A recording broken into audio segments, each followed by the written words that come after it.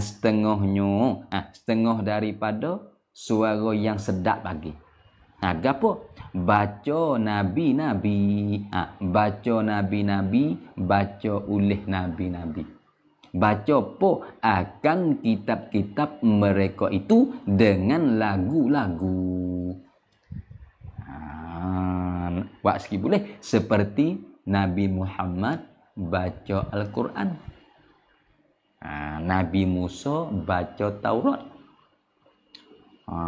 Sunok sehabis sunok. Soalan gini lah. Bila dengar Nabi Daud baca kitab Zabur.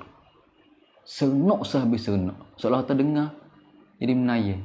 Sedap. Seolah kelamu. Seolah gitu. Sunok dan sedap tadi tu. Hengok siapa? Orang kata meja tak khabar. Seolah kata. Sedap.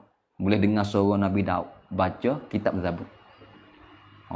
Seolah-olah tu HP nak naik. Dengar telenga kau naik. Henyuk, jadi henyuk, sedap serenok ya tu. Bila boleh dengar Nabi Muhammad baca Quran, dah. Sedap juga. Sedap. Seolah kata hati nak jatuh. Serenok dia tadi tu. Tu. Dah. Nak khoyat tak sapalah. Cuma sebagai contoh sikit-sikit gitu ya. Tu soro-soro para nabi, para rasul baca kitab masing-masing tadi tu.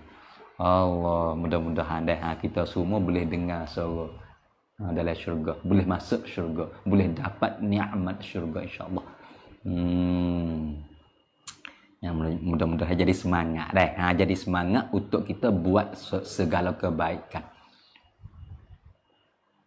Sebab tu